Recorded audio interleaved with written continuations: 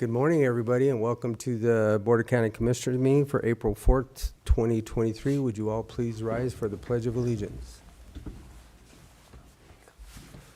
I pledge Allegiance to the flag of the United States of America and to the republic for which it stands, one nation, under God, indivisible, with liberty and justice for all.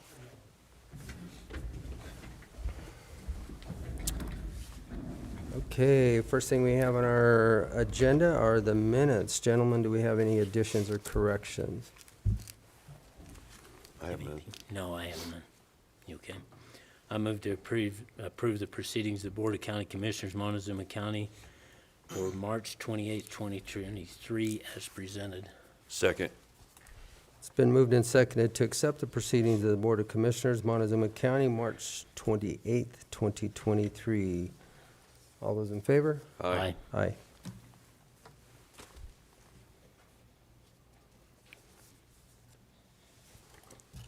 Okay, next we have our public comment. Board of County Commissioners welcomes you to this meeting. Person speaking during the public comment will be limited to 3 minutes, or depending on the number of people wishing to speak, it may be reduced to allow all members of the public the opportunity to address the board.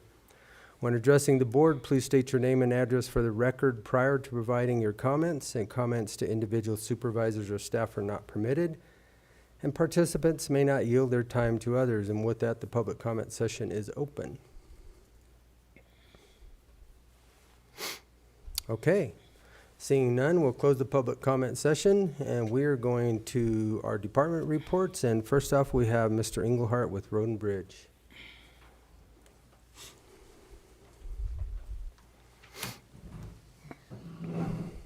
Morning. How you doing? Where's Don? This is kind of scary. Don, Where's- Don. He's always. That's why I asked him this morning. I'm like, Yeah. you're giving us Is he okay? a break, a week off. Okay, so first thing we'll go through would be April's work activities that we're looking at getting started or accomplished this month. Of course, blading roads right now, we did get dried up in the last week or so enough to blade in between storms, so we're working on roads. And then today we're not working on roads. Obviously, it's frozen, but we'll be back on them again probably tomorrow. So we're working our way through that through the month and cleaning culverts. Last time we spoke, everything was down in the valley here for water flowing through culverts. Now it's out towards Yellow Jacket and Pleasant View, and it's running wild and crazy. So we're just following the temperatures as they go up, in elevation. So we're also getting ready to start on Road P next week, repairing that. So that'll be an activity starting in the next week, and hopefully a couple of weeks of work there. Maybe we'll wrap that up in 2 weeks, we hope. Potholes, we're getting a lot of potholes this year, terrible potholes, shoulder failures, everything we didn't want to see. Of course, we're going to see now with all this moisture, so we're gonna get the temperatures up where we can start buying asphalt and start repairing a lot of these. But it isn't easy to get asphalt to work on these soft roads right now. We don't want to put it on and just lose it anyway, so we're just waiting for it to dry out a little bit. So that'll be an activity. And then we'll start all over again at the end of April timeframe. Hopefully, we're pulling shoulders up, the 4 slopes, getting the gravel that we pushed off in the ditches all winter back up on the roads, crowning them and getting ready for mag chloride. So it's kind of busy in April, but it's good stuff to be doing to get ready for the mag chloride starting in May. So, any questions? I just hope we can continue to do it. I hope the weather does give us a little bit of a break. Well, we're, after today, the weather forecast next 10 days looks pretty favorable. Good temperatures, drying, not seeing a lot of wind, but we're seeing some higher temperatures. It's going to be watched for flooding, but for road work, we'll be able to get started on a lot of this stuff if it does what it's saying. So anyway, Road P there's what we're going to fix next week. There's a picture of that cut, and of course the water behind it there on the right there it's pretty much gone. But next week we'll move the equipment in and start digging down and cleaning that out. It's full of dirt. It's got culvert still in it. We've got to clean all that out to fix it, which will drain the water out of that upstream end some more. And then what we'll do is figure out a way to bench down and get in there, and we're going to put 2 runs of pipe in there. I think next picture. That one. This has been purchased. We got this out of California. That's 5-foot diameter HDPE pipe, snapped together with a rubber gasket. So that's good to have in there. It's rot-free, won't rot for who knows how long. And it's a good, strong pipe. So we got a good price on that compared to some other prices that we went out and reached out for. We got it for $34,000 for those 10 joints of pipe versus $149,000 for Snap Tight, where we looked at that CCI conference. We worked with them. Their lead time on that was about 8 to 10 weeks. And then we looked at a box culvert, which was $129,000, and it was 3 to 5 months lead time. And then round concrete reinforced pipe was about $90,000 for a 8 foot, and $63,000 for a 7 foot. And again, they'd start production whenever we ordered it, so we'd have to wait for production. So based on when we needed this road to build a bridge and the price, well, we chose the HDPE pipe to get it in. We got it out of California in 7 days, and we knew we had it on the ground then to start this work. So we chose that one. So what's the difference, Rob? And you may not know this off the top of your head, and I can look it up too, but the smooth pipe, I mean, does flow more gallons or Typically, the than charts that I see are corrugated metal about pipe? 25% more. 25% Yeah, more? on a I most knew it typical was charts, yeah. pretty significant. So the plan here is to clean out the old cut where it washed out and put a pipe at that elevation. But we want to also put the second run of pipe at a different elevation, about 75 feet away. So maybe 5 foot above it, bottom of pipe kind of elevation. So if it raises up, at least we've got another one to take over until it unplugs or whatever happens, or if it's overflowing more than the culvert can carry, we've got another 5 foot pipe there, which is basically 10 foot diameter pipe, and we only had a 6 foot in there when it washed out. So we're doubling our capacity with the 24% flow rates that you see increased smooth versus corrugated. So I think it's a good plan, and I think we'll never have a problem, or I hope so.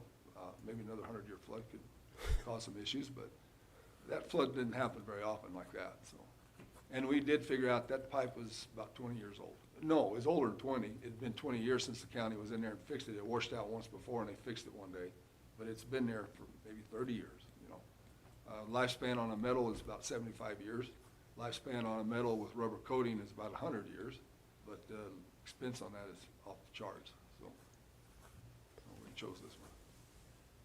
So you'll put them, you said about 70 feet apart? We were gonna Or put them roughly? together like a double barrel relief, but you need to put a concrete head wall in there, and then you have the possibility of trash catching on the tube. Yeah. A tree will butt up against it, more so than one individual pipe.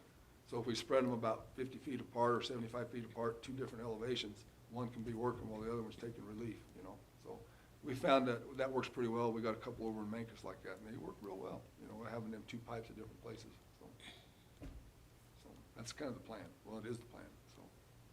And we want to start Monday. We want to let this weather system get past us here, and we'll probably start hauling some equipment out there Thursday and get set up and go to work on cleaning out the washout and get it cleaned out and get the water table down where it belongs, and just go to work putting culverts in, so. Okay, good.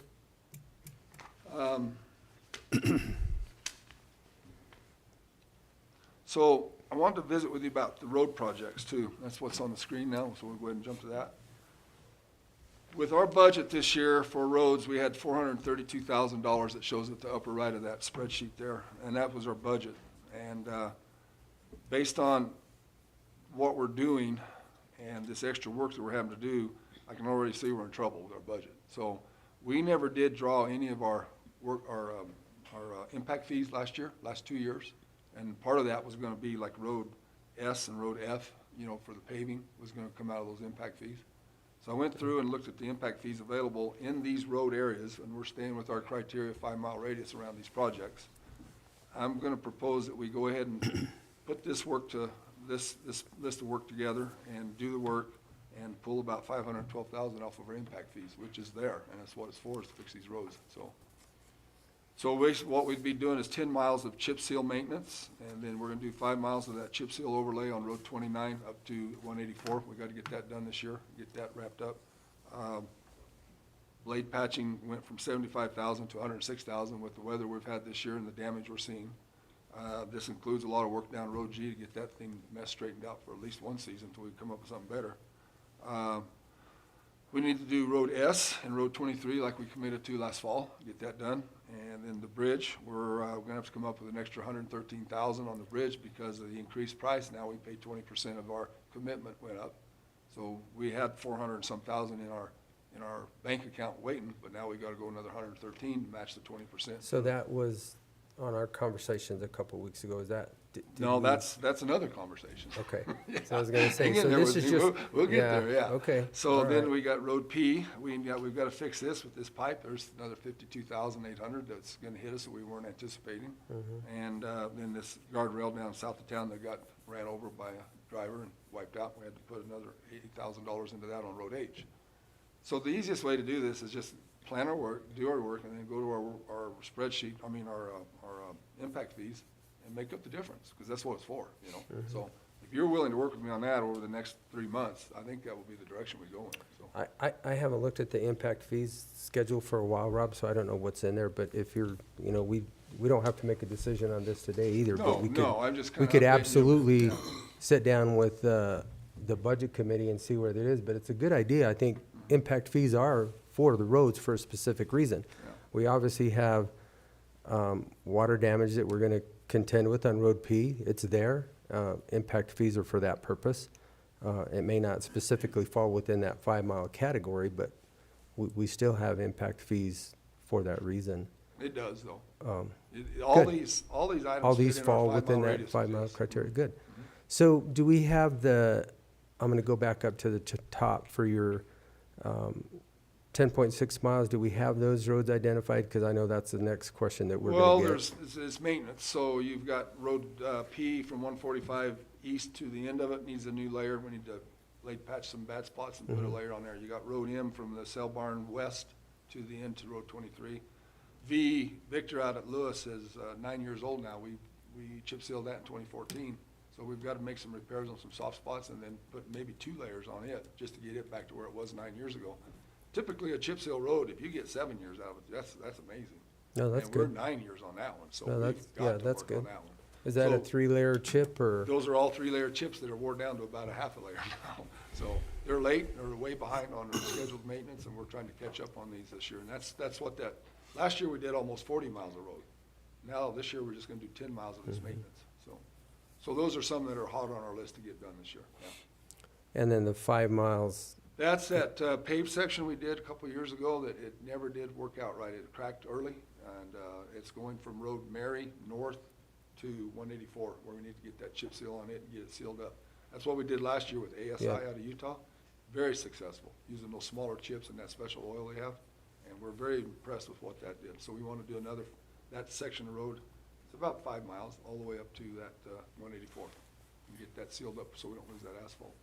so I guess I'll ask the commissioners beside me, if you guys don't have an issue with this, I mean, we can sit down with Rob, the budget committee, look this over, and we can approve this next week.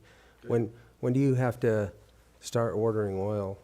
Probably by May? We wrote an email to them and committed to about 317 tons. Would do the work we need to do this year. Sooner the better. Yeah, it's not cheap to do So this year. if you guys don't have an issue, we can sit down with Rob, and then we can put this on the agenda, or we can even do it at a workshop. And I would like to, at least for the public, put some of the roads that we are gonna identify, that just so they have an idea. Not that it has to be done right now, but we can do that in a, No, that's no problem. We just get the list of the roads. If this scope of work fits your idea of what we can do with that budget this year. But we're gonna need another $512,000 to do this too. yep, But I that's see what that. impact fees do, is fix Yep. these roads, so. So we can sit down and make sure that all those funds are there, and, And I've got that all on a spreadsheet. All we gotta do is there's 156 impact fees out there available to us out of this scope of work. So, and just a reminder too, that we do have, for S Road, we had DOLA funding of about 90, just under 100,000, right? we do. And 23 Road, we had, the city had committed, I think, $1.25 to $1.50. So, I mean, we also have that in there to help us offset that, which that would be our additional portion. What you're saying is that we need to find, so, okay. Well, we can get that done for sure. Yeah. Travis, I think this week to get, or I'll get the list of roads that we're gonna do maintenance on. and figure it out, and then we can put it on for a decision for next week to get you oil purchased. Then Alkali Bridge, so we've got a pretty good thing going here, but that bridge is still 195,000 over budget, so, you know, This was the next conversation. let's find some money, okay? Let's raise our prices, okay? We'll just follow you right up. So I don't think they did it on purpose, but that's the way the business is working right now, so. So what we've got is a notice of award posted. We've got CDOT's approval to do that after we sat down and looked at our budgets and did everything. We're looking at some items on the estimate that are possible negotiable. One is public information. They've got $10,000 in their estimate for that. Another was an office for project manager. And so those two we could probably just remove, but they've got DVDs tied up into a lot of the other ones. They got traffic control prices set to where they're at. I think personally it's better for us to see if we can work with the contractor to take the office out of it and put them at our office area out there, their project management, and the public information, since we do have that as a county thing. There's no sense in having two of them. And the rest of it, come up with the difference and let this job proceed. You know, let them stay with their traffic control, let them stay with their DBEs on their environmental issues, or don't convolute it, because we gotta deal with the federal, and we gotta deal with state, and there's gonna be lots of audits on this, and I don't want it to be weird. You know, we just want it to be straightforward, black and white, and move forward when we do the contract. So, the award was just a notice of award to this contractor, but we still gotta put a contract together, so. So that's where Rich and I are at with Bechtel, and we're talking to DNL, and we didn't even want to talk to them until we were ready to award, which we are. I think they've got a good bid, it's a low bid, and it's a good contractor, and I think we'll get a good job out of this, but we do have this difference in final numbers here, so. So the best thing for me to do is probably work with them on that, and then come up with another 155,000 or whatever at the end of the job to make this work, so. Get this bridge built. It's the simplest, cleanest way to do it anyway.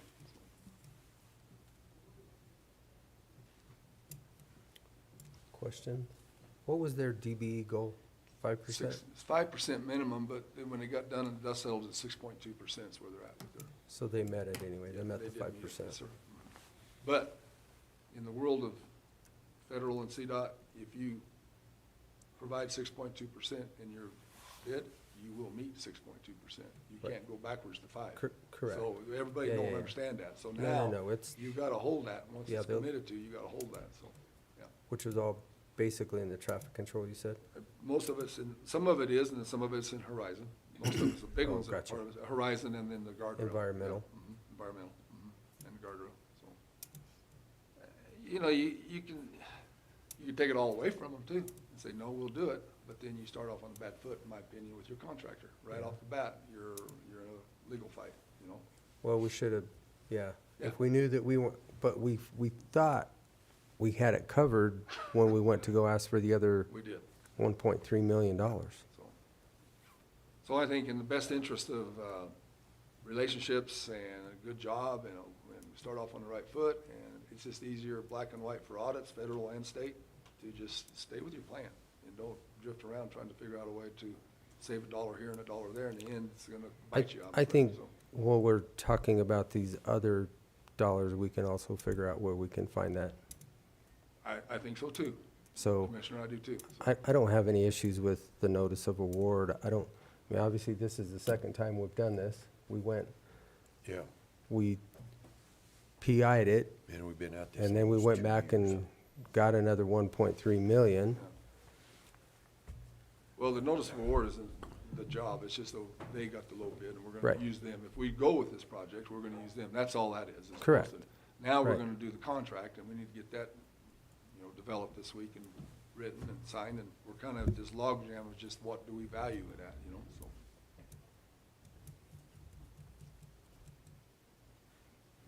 Question? I guess, what kind of a timeline are you thinking on this bridge, and how long Well, You we gonna give would, them to build it, or what? we would like where we're to at? be started by early May, 15th at the latest.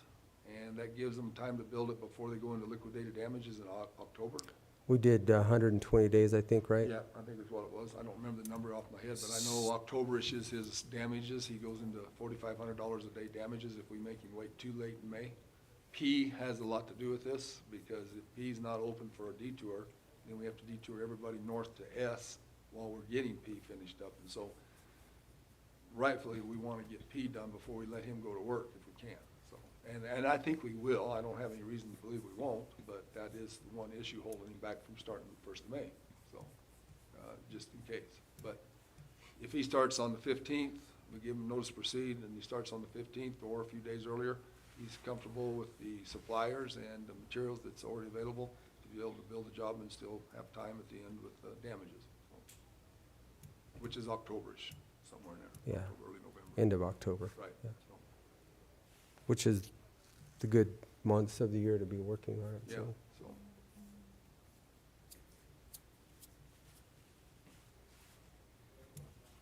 Yeah, Any issues? no,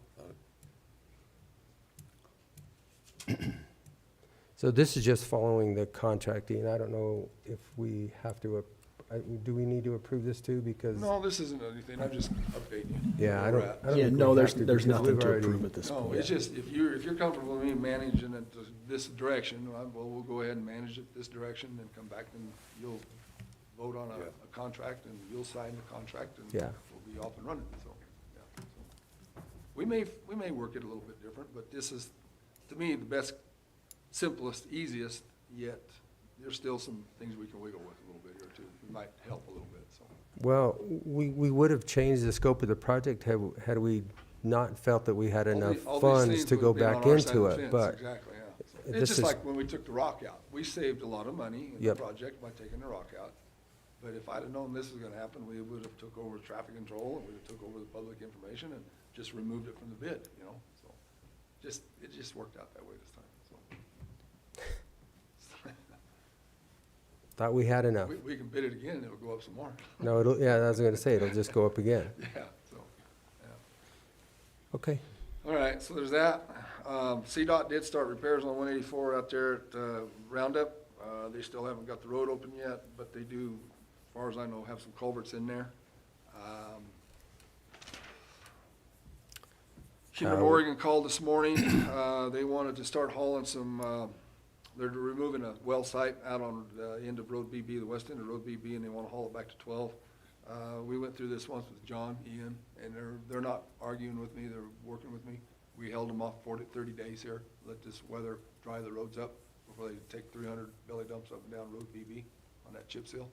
I think we can hold them 30 days without any issue. They seem to be workable with that, and then we'll review it again in 30 days and see what the road looks like. So I just said, please don't, and they said, no problem, we don't want to rebuild another road, so. And that's a big deal for all of us, logging trucks and everything right now is you gotta live with some of it, but you don't want anything 300 loads going up and down Road BB for 10 days, pounding it out either, so it's just too soft, so. What else? Is that it? I have a question. Yes, sir. That guardrail on County Road H was taken out. Mhm. Did we file on their insurance? We did. Okay. They didn't have any. That's about right. We tried though. Yeah. Yeah. Yes. We did get insurance on the tire that was damaged from the wreck out on Road 33 when the car hit the blade. So we did get that paid for. Okay. So we win one, lose one.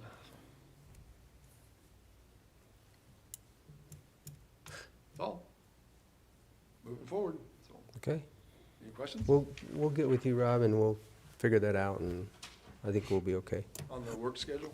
Yeah, okay. I'll get you a list of roads that we're looking at. That's all. Yeah, just so that we can actually put it on the website so Yeah. people will actually know where it's coming, what to be looking for, like you said, in the summer when you actually can start doing the work, and then, Some of this changes because of the damage we've seen from the winter, we want to Sure. move forward. So this road here was gonna do it, now it's like, this one ain't near as bad as the one that just damaged it, fell apart this winter. well, so. it's a tentative schedule of what we see. Now, obviously, it can change, but tentatively, that's what we look forward But to. we are focusing pretty much this year on single layer maintenance again, catching up with some of these 20-year-old chip seal, half paved, half kind of weird roads that we can level out with some blade patching and put a new layer of chips on it, just like we did last year. That was a big help last year. Okay, Kind of working that direction again, so, all right. okay. Sounds good. Hey, Rob, you. I got a question. Yep. On your $8,000 deal, did we request restitution? Did they get charged with anything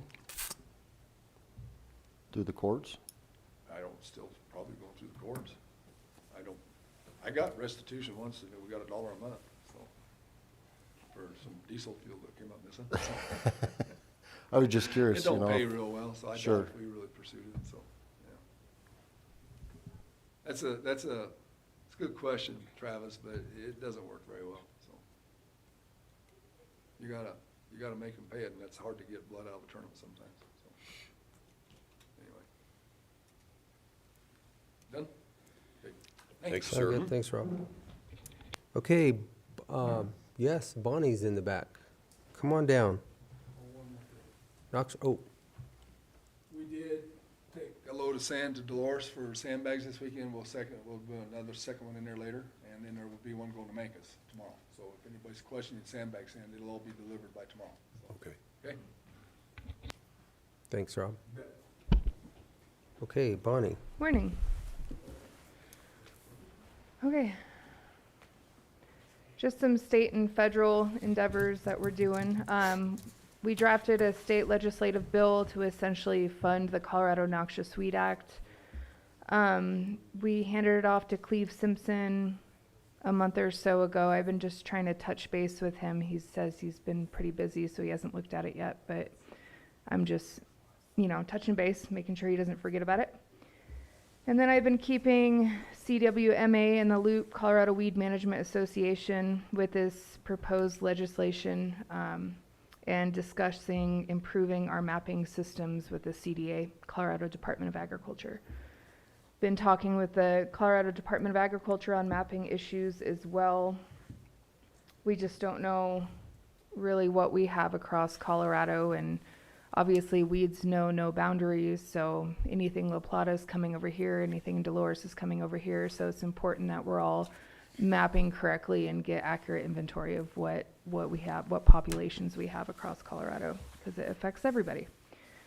I've also reached out to other states' departments of agriculture to inquire about some of their noxious weed data, and that was when I was making a water meeting in Durango, trying to assess the situation of Russian olives and salt cedar.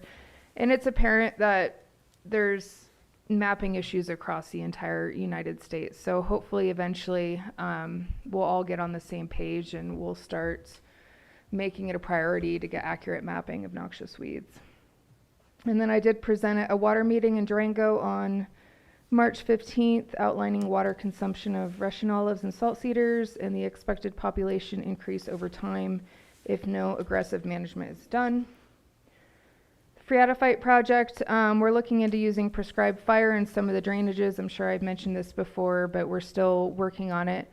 In the middle, the picture on the top, that's with no fire. Below that picture is the Hawkins fire. We took pictures last year. So it did a really good job at removing all that woody material. If we went in there with machines and chainsaws, we just wouldn't have anywhere to put it. We wouldn't have anywhere to put the slash piles. The thatch layer would be really thick with the mulch, so we'd have to do something about that. So the Hawkins fire actually did a really good job. We're seeing natives come back in. The salt brush is coming. We saw common yarrow. We saw scarlet globe mallow, some good natives. So we're trying to incorporate that method into some of our areas within Montezuma County.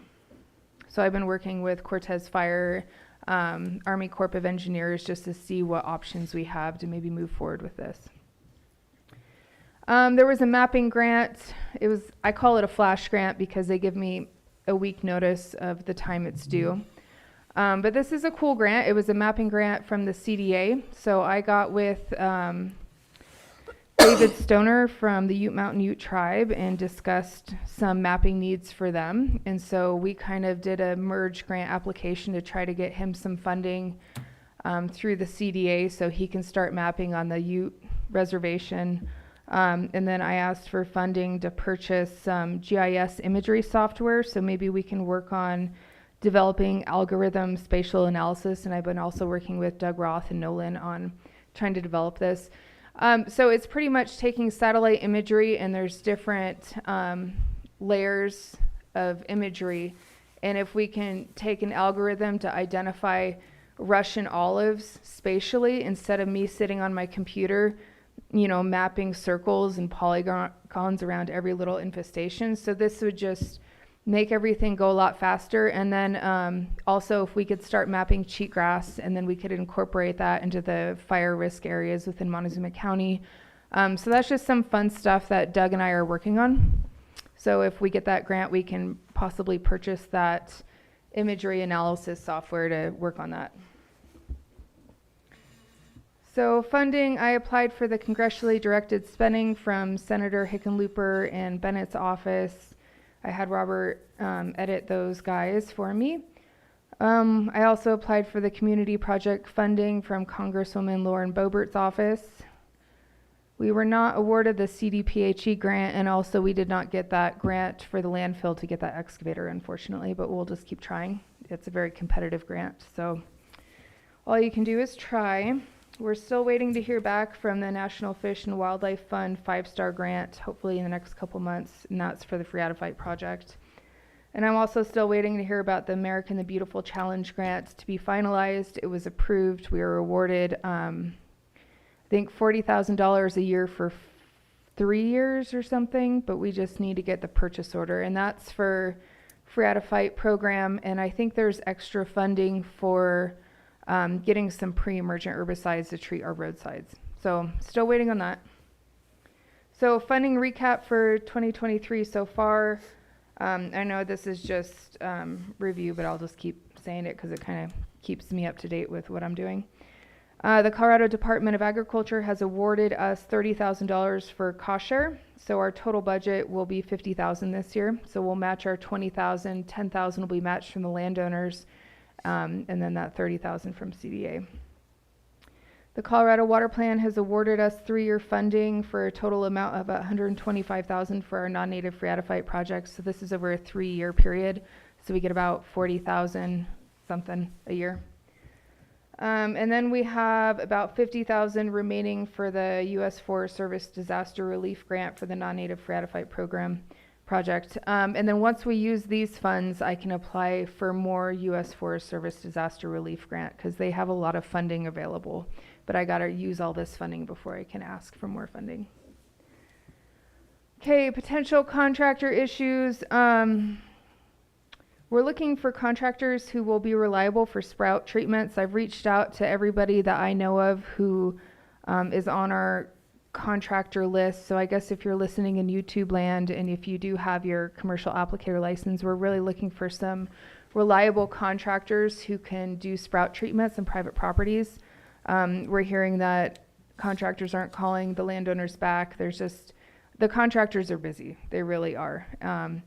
And so part of my job, what I'm going to be doing is trying to promote people to start new businesses for commercial applicators because there's definitely a need in this area and there's probably a decent wage at it, salary, if you do start a business. I'm also going to be doing seminars to teach landowners how to manage weeds themselves.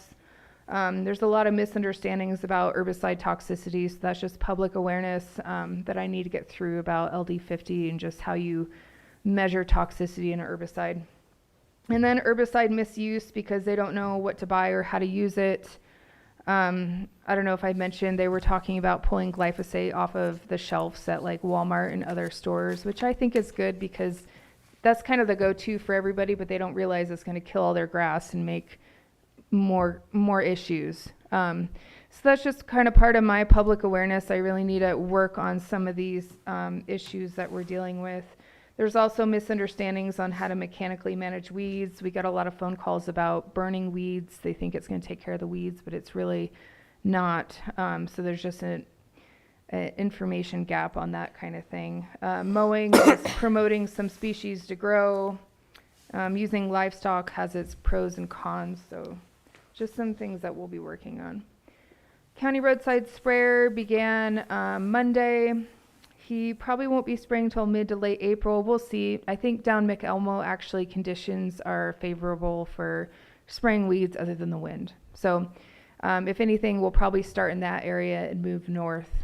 Our county is so diverse, you know, it can be 70 degrees down there and still freezing up here. So we still have plenty of stuff to do. He's working on no spray signage, making sure all our equipment's going to be up and running, calibration, and then just repairing stuff.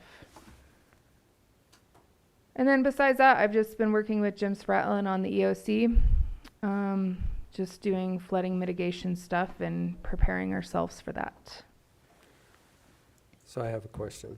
Mm-hmm. So in between, I'm not sure if it's still called Cache Canyon, but in between L and M, I Mhm. was hiking this weekend, and down at the very bottom where all the cattails are, and I'm assuming you can see where a chainsaw was in there. Are you guys in there doing that work along that drainage? Along Hartman Draw?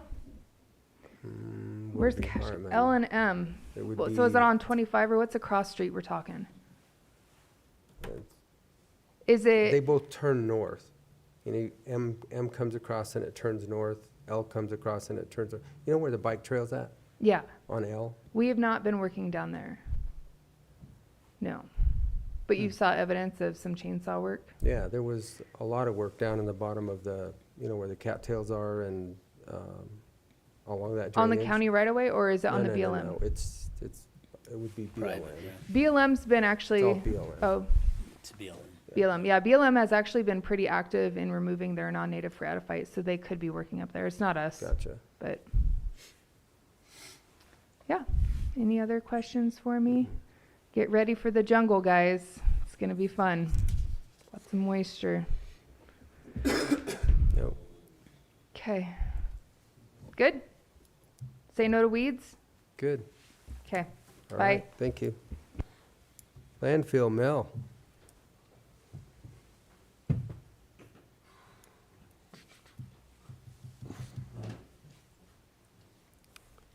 Not a whole lot going on, other than a lot of wind. We topped out at 78 miles an hour yesterday. So obviously we closed. We were there at 5:30 this morning. Crew was up and going, had all the trucks in and out probably by 6:30 this morning for today's route. The winds were already up 35 when I left this morning, so there's a high possibility we'll close again today. You close, just so that everybody realizes that you close at 40 miles an hour, We correct? closed at 40. We hit 40 once. I didn't shut it down. 10 minutes later, it just started going off, and that thing kept going off. And we shut it down, and it kept going off till after lunch. And I'd sent the crew home because they'd come in early and the next morning get busy. But it never got any lighter. And obviously, with 78 miles an hour topped out, there was stuff everywhere. Signs blown over, barrels blown over. It is what it is. Yep.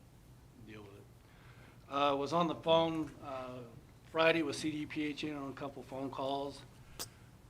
The biosolids rules and regulations coming down on the T-norm and PFOS. We're pretty fortunate. I got to have them tested this year for the T-norm and the PFOS. As long as we don't use any other sanitation district's biosolids, they'll let me get by with their report on the T-norm that they have to send in for. This year, they want me to test for PFOS. The state of Colorado is trying to get a baseline. There's no regulation as of yet what they're going to allow us as far as how much in the compost before we won't be able to sell it. There is a regulation on the T-norm. We're not even close. We're not even close to that. So that's not a worry there. It's just the PFOS. I know the drinking water is a permit from the EPA federally is 4 parts per trillion. I don't think it's going to be even close to that for biosolids, but right now, there's only a few labs in the nation that can do this. The state has put out a page you can file to get funding for it, which we did. Part of that conversation with them is they're going to send me probably, hopefully this week, the testing materials to send it to the lab of their choice, and they'll cover the cost. they're the ones coming down for this, they're the ones that need to pay for it, so. So the biosolids that we get from the CSD, Mhm. their lab tests all that too. Yes, But- they had to test for it too. They're not gonna accept that any longer? No, well, as far as the PFAS, they want me to test this year for sure. And the reason they're saying is I may be bringing something in from somewhere else and contaminate worse. But what's gonna happen, I think what you're gonna see is with our composting operation, we're not bringing PFAS in on dead trees. That's all I we mean, use, that's common yeah. sense. It may change when we get into the food waste. They're really gonna watch it on that because of the packaging of materials food is in. That's probably gonna change, but I think what you'll see is, I've got the lab result from Cortez Sanitation on the PFAS. Peter sent that to me last week. What you'll probably see is our levels are gonna be half that or even less because it's spread out more. I mean, it's been broken down. We shouldn't be as high. That was direct biosolids. And, you know, our compost is only a third of that.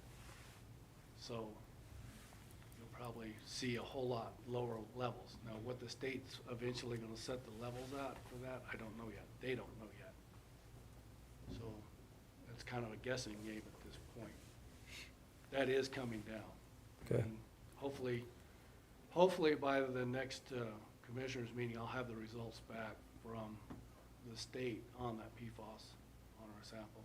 He said they were gonna send me the kit Friday, so it should be here this week. And Gary, our foreman, he's our other certified composter, he's gonna start screening this week as soon as the storm blows out. We can't screen when we have high winds. Yeah. So he's gonna come in early and screen until as long as he can and then quit. So as soon as I get some clear compost, screen compost, I'll pull those samples and get them sent off to the lab. I also have to send them to Midwest Labs and get the reports for the annual CDPHE reports I have to do on biosolids, which is also the same report. If anybody asks, I can give them a copy of that if they wanna know what's in our compost. That's always available. Okay. Carver Field, I tentatively planned for the 17th, but that's gonna be depending on weather. I'm thinking about pushing that back, see what the weather's gonna do. We still got mud holes down there. We are able to get to some of the spots, but there is a pretty good sinkhole right now in Carver Field where it filled up with water. So, and I have to have engineers on site to watch us place the soil and compact it, and they have to test it every 6 inches. And I think he told us we gotta move like 33,000 cubic yards just to get the subgrade ready for the clay liner. So we got a lot of dirt to move. Hopefully within a month or so we'll get it done. I've pre-arranged a scraper. It's on hold, reserved for us. So hopefully we'll get it in as soon as the weather clears. On the budget, it's about the same as last year. January was in the red, February we're back out of it. January, we have all the bills for the insurance that all come out in 1 month, so.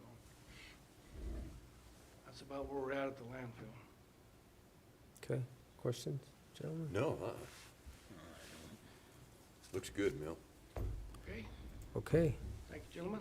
Well, hopefully CDPHE doesn't shut us down Oh, they over their will. new regulations.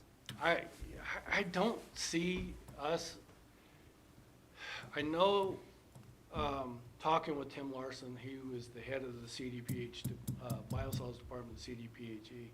He told me, I think it was Maine, they just shut down. No biosolids are allowed, period, in composting operations back there. But they don't even have any data, according to him, that backs that up, why they stopped it. They just stopped it. They don't wanna, you know, it's safe. I don't understand a lot of the confusion there. The lab results we get, it's very safe stuff. So, the only thing that might is when we start food waste, if there's getting to be a lot of PFAS. But from the biosolids end of it, I'm not even close, Yeah. not even close, so. I don't think we'll have an issue. Good. But I do know that the state is already shutting down land applying biosolids all over the state, here in another year or two, I've been told they will not be allowed anymore. in the state Well, they of started that 10 years ago. Yeah, well, they're hoping to have it done quick. That's why we're having to build this pad Right. for the carver field. Okay. Just keep going. All right. Very good. Thanks, Mel. All right. Next, Fairgrounds, Justin.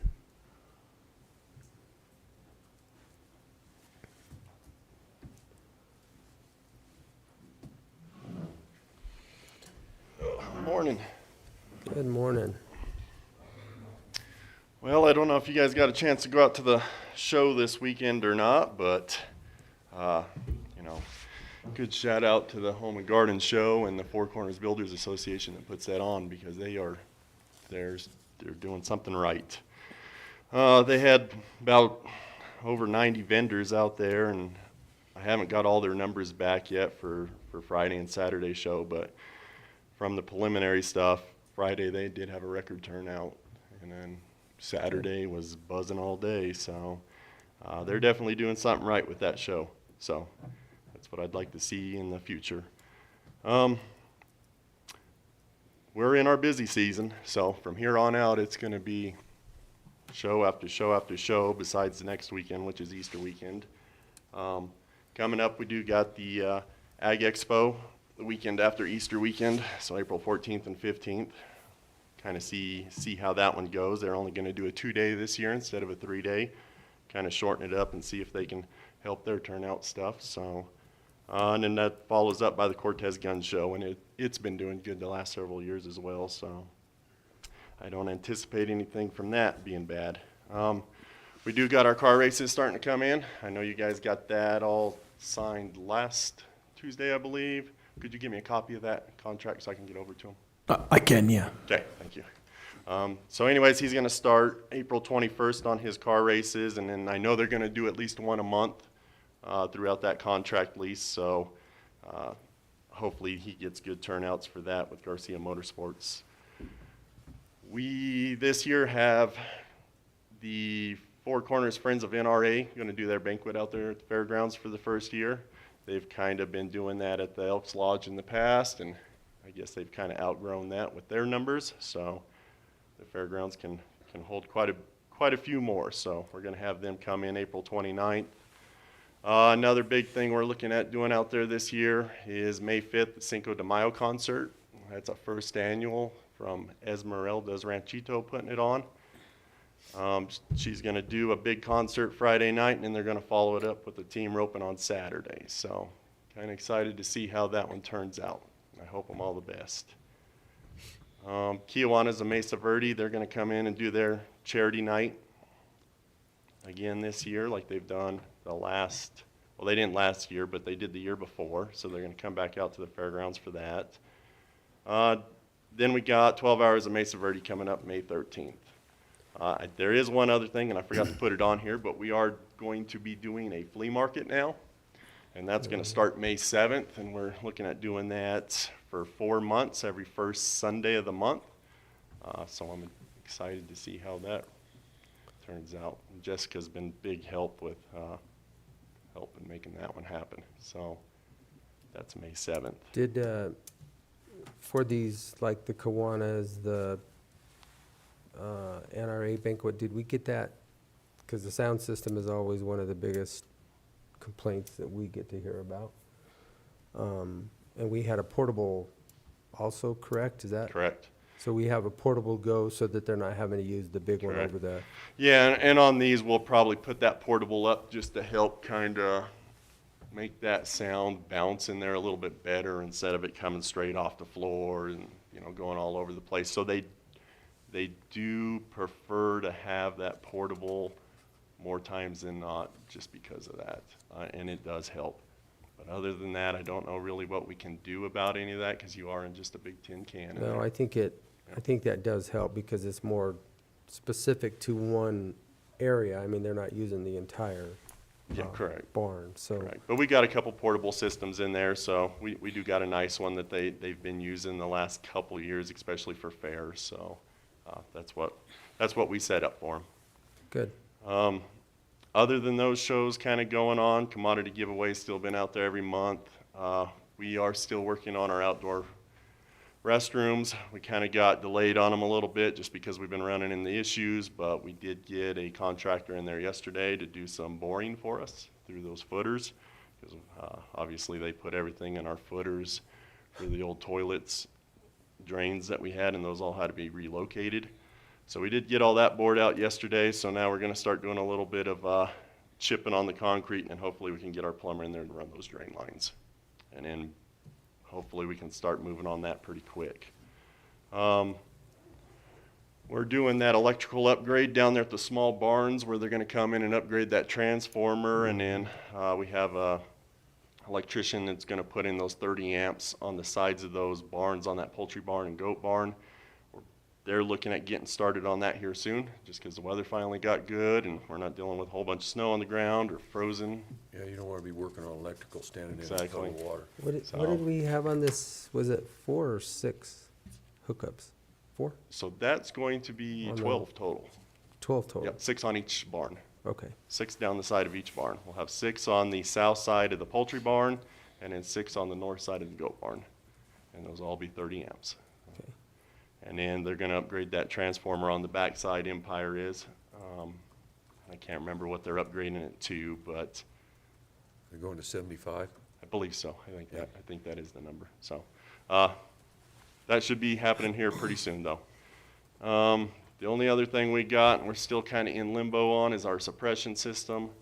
We got that sent over to a local building fire inspector to kind of look at those plans and see if they're willing to okay them. But other than that, we just haven't heard back from him yet. So that's kind of where we are with that. And other than that, that's about all I got for you guys. So unless you got any questions for me. What's that? Busy. Busy. We're working on the agreement with Montezuma Water Company, so as soon as we get that taken care of, we'll Okay. get that to you also. Okay. Perfect. All right? Yeah. Anything else? Thanks, Justin. Thanks. Thank you, gentlemen. Have a good day. You too. Under unfinished business, obviously, we kind of talked about it, the Alkali Creek Bridge Award. We have a discussion letter for support for the Mancos Conservation District grant. We talked about this in our workshop yesterday. We can approve it today, gentlemen, if it's your pleasure. So any conversation on this? No. Pretty well vetted yesterday. Gerald? Yes, okay, I'm good, yeah. all right. I move we sign this letter of support for the Mancos Conservation District application to the Action Implementation and Mitigation Grant Program to hire an additional capacity to oversee forestry projects on private lands in Montezuma County. It's not just specific to Mancos Valley. Second. Okay, it's been moved and seconded to sign a LOS, letter of support, to the Mancos Conservation District for the Action Implementation and Mitigation Grant Program. All those in favor? Aye. Aye.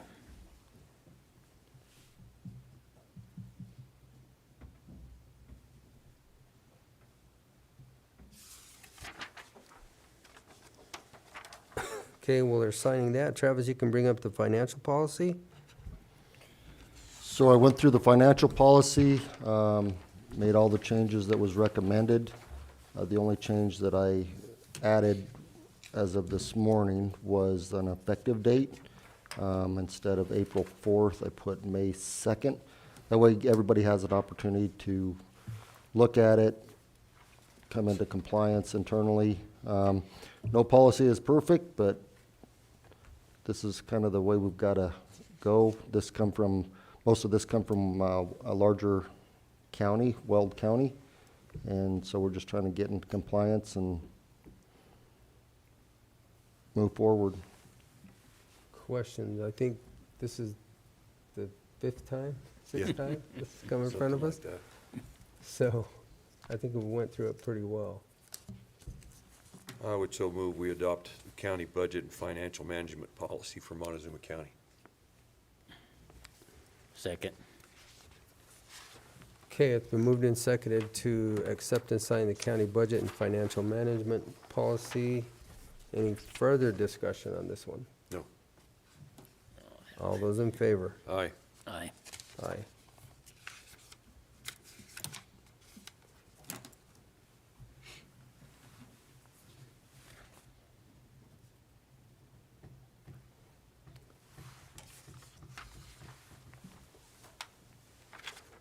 Okay, next we have a decision related to the Region 9's NTIA letter of support as it's related to broadband.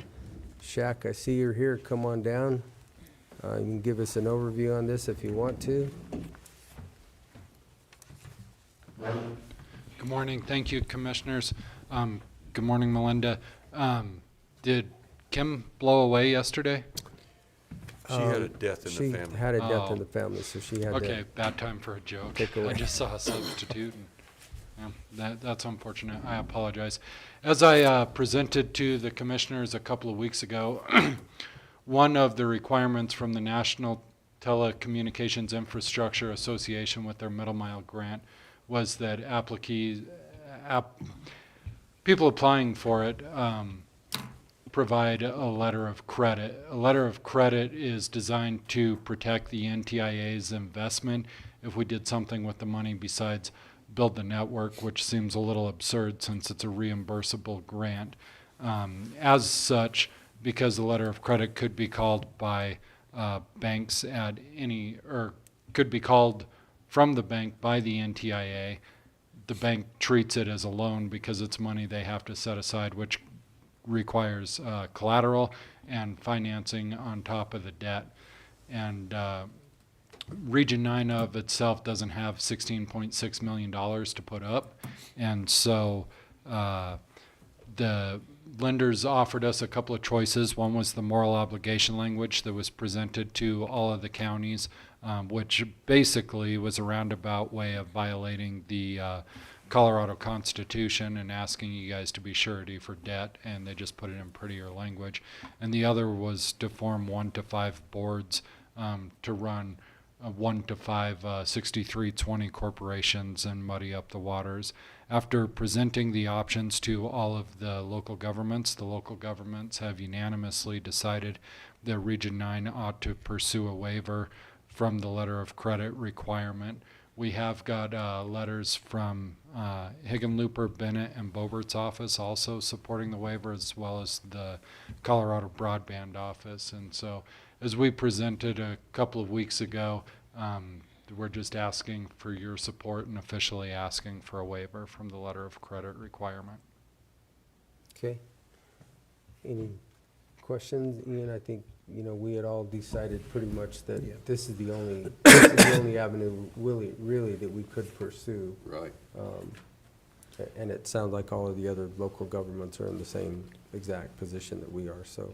Yeah, the waiver absolutely makes sense, and I really hope they'll consider it, because, I think it really is indicative of the situation we're in, and it addresses the problems that we're facing right now. Okay. Questions, commissioners?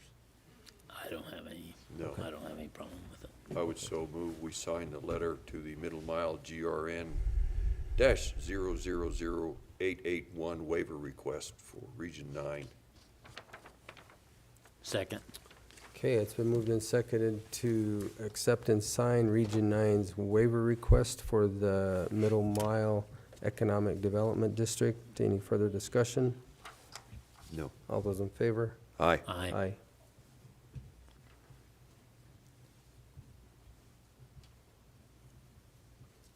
All right, thank you, Shaq.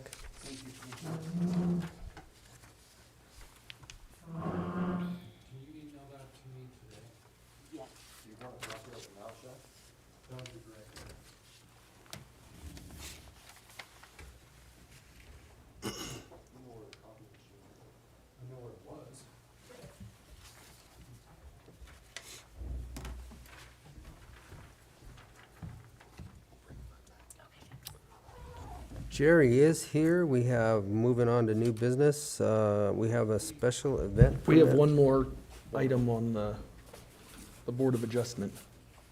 Oh. You're correct. I missed it.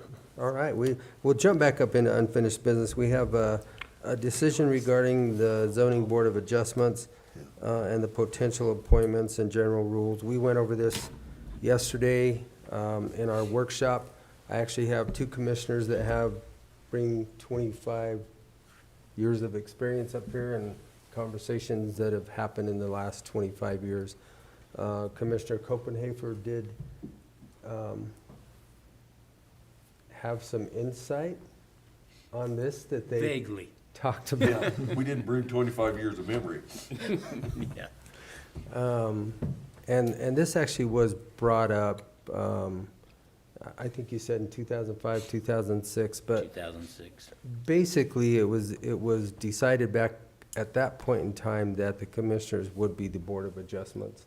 We have a resolution in front of us, and I'll let Ian explain that, and anything else that you want to add to that, Ian. Yeah, so as we talked about yesterday, we do have a resolution. I think what was contemplated yesterday, or at least discussed yesterday, was the possibility that the commissioners would serve on the zoning board of adjustment.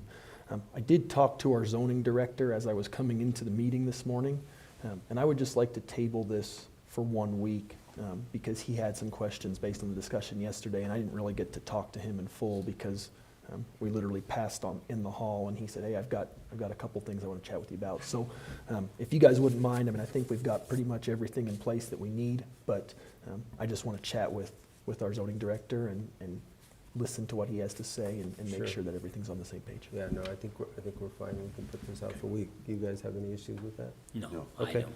Well, Travis, move this to next week. Okay, now I have it all done. Now we're gonna move to new business. Jerry, sorry.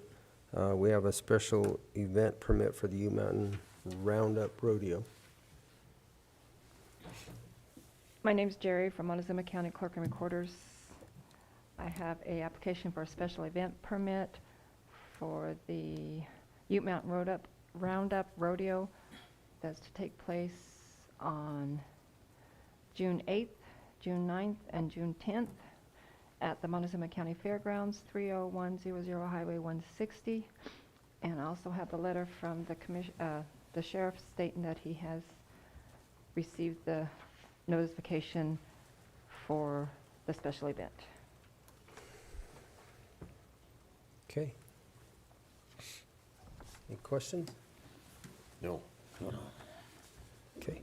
Move we sign the application for a special events permit for the Ute Mountain Roundup Rodeo to be located at Montezuma County Fairgrounds, 30100 Highway 160 Cortez. Second. It's been moved and seconded to accept the application for a special events permit for the Ute Mountain Roundup Rodeo. Place will take place at the Montezuma County Fairgrounds, 30100 Highway 160, Cortez, Colorado. All those in favor? Aye. Aye. Aye.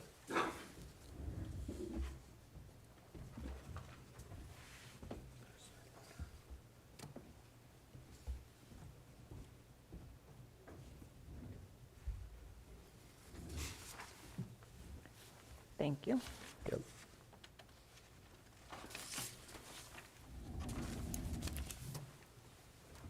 Okay. And now we have an executive session, so do you have the paper, Ian? We're working on it.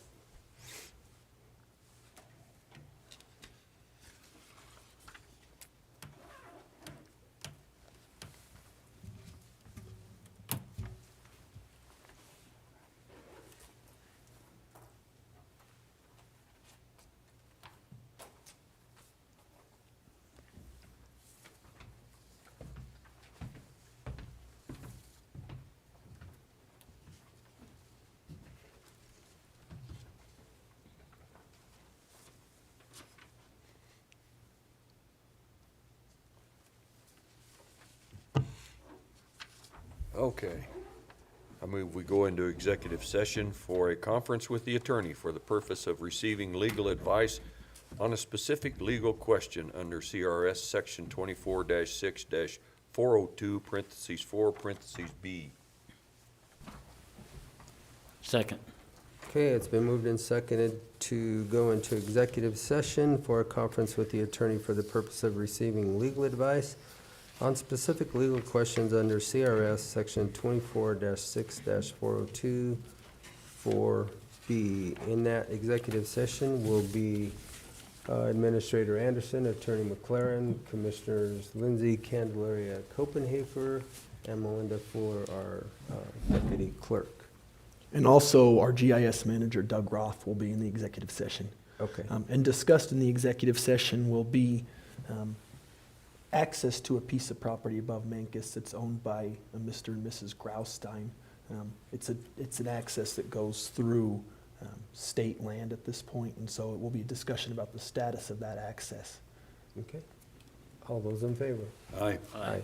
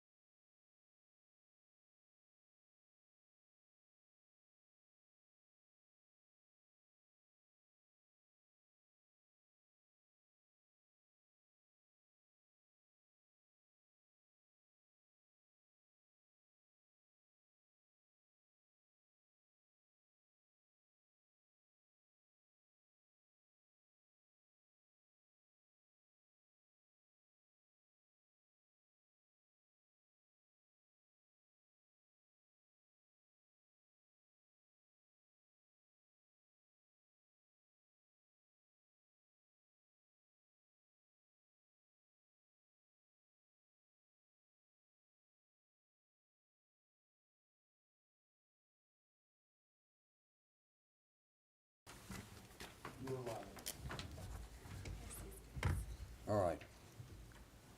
Take us out See, my ink pen of executive disappeared session. already. I move that we come out of executive session back into our regular session. Second. Been moved and seconded to exit executive session and resume our regular board meeting. So with that, we're moving right on the agenda. We have our Community and Economic Development Coordinator, Miss Thurman. And it looks like you have some colorful flyers for us to display today. Yes, So- aren't those beautiful? Beautiful. And Travis, you can just go ahead and just go to the last screen on that one, or the last slide, the very, very last one. All right, guys, so I've just a couple things to talk to you all about today.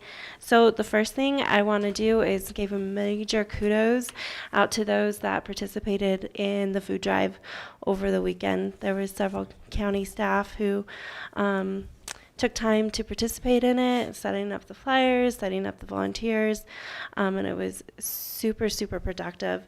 We ended up raising about 1,800 pounds of food and about $1,200 for the local food banks, as well as the Veterans Center. So that'll make a big difference for those that are needing it in the community. It was a pretty cool event. Really had some great friendly faces on Saturday. It was a good time. Thanks, Ian, for dropping in some soup too. The other thing I want to just put on your guys' radar, I'll be out of town next week, so I won't be able to present it. So Robert will be the one who will bring it into you all. But we are working on drafting up some MOUs for a grant, for the Colorado Opportunity Now grant. I've mentioned it a couple times to you guys. It's a workforce development opportunity that we have, and we're going to be partnering with the Mancos School District as well as the Mancos Creative District to create some educational pathways for kids to be able to work with entrepreneurs and local businesses in the community to gain some mentoring and apprenticeship opportunities. And really look at different creative industries. And so that can be anything from working with graphic design all the way to manufacturing or hosting, some value added agricultural opportunities. I know there's some businesses out there that are doing just that in Mancos, and so we thought it might be a good fit for that area. It is just a pilot program, and we're hoping to expand it within the next year throughout the whole county.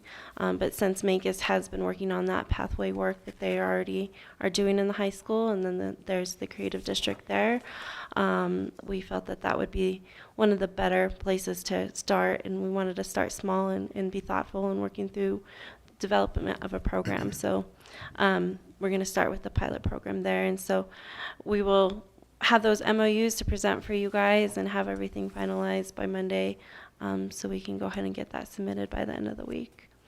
And then the last thing I wanted to kind of just touch base with you all on is we are moving right along with the Montezuma Community Collective. We presented, since last time I saw you all, I presented to, I believe, to Mancos Town Council as well as the City of Cortez. Commissioner Lindsay, I believe you were there that day. I've received a fairly good feedback from all of the town councils so far on the project and looking to get started and doing the community listening sessions. So this Thursday I'll be out at Ute Mountain Ute Tribe at the Recreation Center from 12 to noon and presenting my presentation to them as well as listening to some of their input and insight. And then we'll go ahead and just keep bopping around throughout the county. We have one scheduled for April 18th here in Cortez, one on the 29th in Mancos, and then one on the 4th in Dolores. And so again, that'll just be to share more about the program, share what we're intending to do, and developing those action teams, and start getting to work and addressing some of those big issues we're facing. So that's quick and easy. Is there any questions or comments that I have for you guys today? Quick and easy, I like that. You bet. What still is probably the biggest challenge that we're facing, other than, Wow, that's a loaded question. yeah, it is a lot of questions. I'm just curious what your opinion is. Everything's so interrelated when we're talking about economic development. I think, we could say housing, but then we have to worry about the workforce to build the housing if we get the opportunity to have, some of the funding resources that are coming down from the state. We're going to have to find workers to build the houses if we find the developers, and So, vice versa, and, or childcare for people so they can go to work. So, it's all intermingled together. so looking at it from where I sit, and speaking just for myself, not anybody else beside me, but, the workforce still, in my opinion, is probably still our biggest hurdle. And then obviously, like you said, housing for them, but still, I look at the industries that we typically play in, and those industries, the workforce just isn't there. It's gonna be non-existent. I think that's why programs like the Colorado Opportunity Now grant that we're going after and trying to develop some of those pathways programs and develop those career technical education programs that we could have in the schools. It could entice our youth and get youth engaged, and hopefully maybe spark their interest in something, and they can start learning those skills and being connected to mentors and apprenticeships early on, so we can hopefully maybe retain them in our community and start getting them those higher paid jobs earlier than later, or sending them off to college and then getting degrees that they may not be able to find a job in right away or may not spark their interest. So I'm quickly learning about these pathways programs, but I feel that they could be very beneficial, and not only that, it could also provide those opportunities for those kids where four-year schools aren't necessarily the path that they want to take, and so it gives them that vocational training that they need to.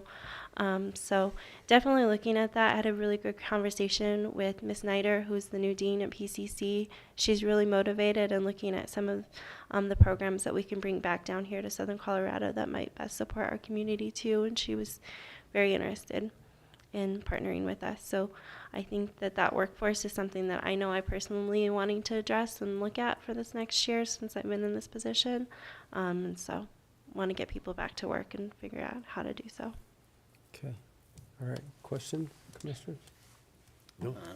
Okay, all right, All Thank right, you, Jessica. guys. short and sweet, thank you. All right. Thank right. you. Have a good day. Have a great day.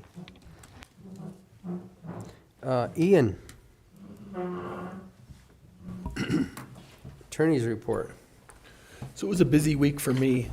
One of the things that I worked on quite a bit were the MOUs for that Opportunity Now grant that Jessica just talked about. Tried to draft some of those up, and those are currently being circulated to the other grant partners, the Mancos Creative District and the Mancos School District, for their review. Also worked on the documents related to the Zoning Board of Adjustment, and we talked about that yesterday in our workshop, and we'll have that on the agenda again next week for you guys' adoption. I think we've pretty much got it where we need it, and there's just a couple little questions that still need to be answered. Worked a little bit on a contract with Montezuma Water. Got that contract over to their attorney for review. That's for the water line going out to the fairgrounds and some of the agreements we're working on related to that. And so that's in the process and still waiting to get that back. And then we had the right-of-way issue that we just discussed in executive session related to an assertion that the county has a public right-of-way off of Road 41 over by Bower Lake, and so Bower Reservoir. And so did some research with Doug on that and went through some of those documents, and that was my week. Okay, very good. Questions for Ian? No. All right, thank you, Thank Ian. Travis, County Administrator. I didn't touch it. Something happened. Busy week. Met with Lori Thompson and Sue from AAA. Appears they got their financials back on track, which is really good. Found a grant that we didn't know about from Next 50. AAA is also going to assist us with the Medicare program again. So that's a positive. So we're on the up and up with the senior center. Was able to attend a CDOT meeting with Commissioner Candelaria for a good majority of an afternoon, and was able to identify some potential additional funding. And so Robert and Jessica are going to be working with the tribe, hopefully, and I'll let you expound on this more, but to get some progress done on G Road. And broadband meetings, went to the Home and Garden Show. That was a really good turnout. The only problem is they didn't have a vendor that I was looking for, so if anybody knows of a seamless gutter company, let me know. Couple around. I'm in desperate need. And then John Baker of Allen Environmental will be having a presentation with them on a solar project. And then the last that I have is, I'll have to see if I can do it off the screen.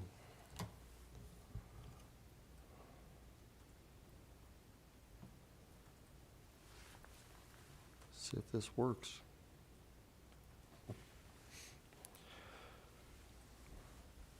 Cannot see the payables. I've got them. I think we all have them. a couple of the screens. Yeah, we got a couple. I can't see that far. Can't you got them? Yeah.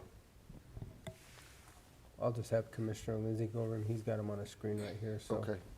that'll work for you. The general fund total is $1,300,332.49. Road and Bridge Fund total was $372,262.36. Public Health, $194,548.19. There's capital fund expenditures of $13,846.77. Administrative fund was $3,008.88. The landfill was $73,613.29, for a total of check register total and payroll total was $1,957,611.98. Social services was $2,107,137.50, for a total of $4,064,749.48. Okay. Gentlemen, do you want to accept the payables for February? Yes. Go Second. ahead, Gerald. Oh, okay. I thought you were making the motion. No, I was just reading them off. Okay. I move to accept the payables for February 2023 for Montezuma County in the total of $4,064,749.48. Second. Been moved and seconded to accept the payables for February 2023 in the total amount of $4,064,749.49. All those in favor? Aye. Aye.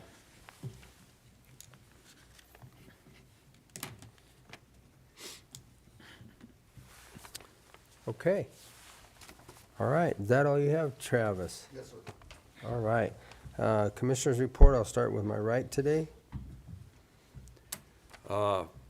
Few phone calls, some related to planning, which I directed to the planning office, and I did attend the regular meeting of the Cortez City Council.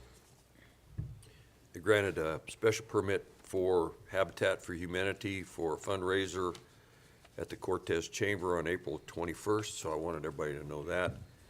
And renewed a liquor license and had no public hearings, but they did get their financial reports. They're coming up real strong with their audits. They changed their community support program a little bit. They had left somebody out of their donation request is what they'd done. They looked at a site plan for a drive-through to be located at 610 East Montezuma, or East Main Street in Cortez, the parking lot of the old Safeway building. And they bought a rotary mower for $100 and some thousand, and approved a trash removal service and awarded a bid for outside restroom janitorial services and bought a pickup for the airport. That's about the size of it. All right, thank you. Commissioner Copenhaver.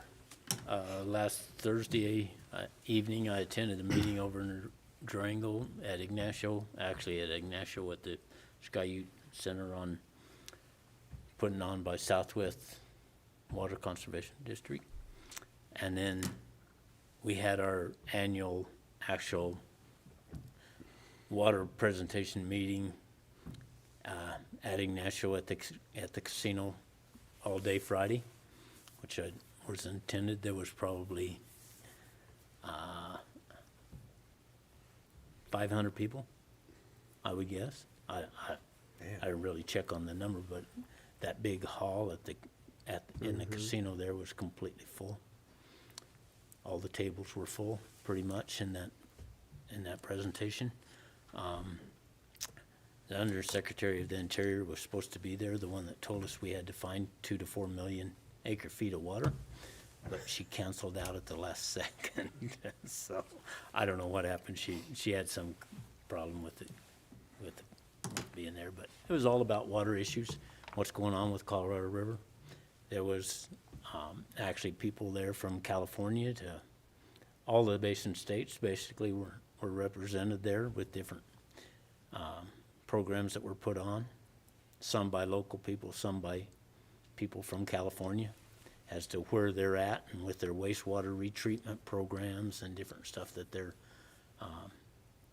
attempting to reuse the water as many times as possible down south. So it was a good, excellent program with a lot of attendance and some very good presentations.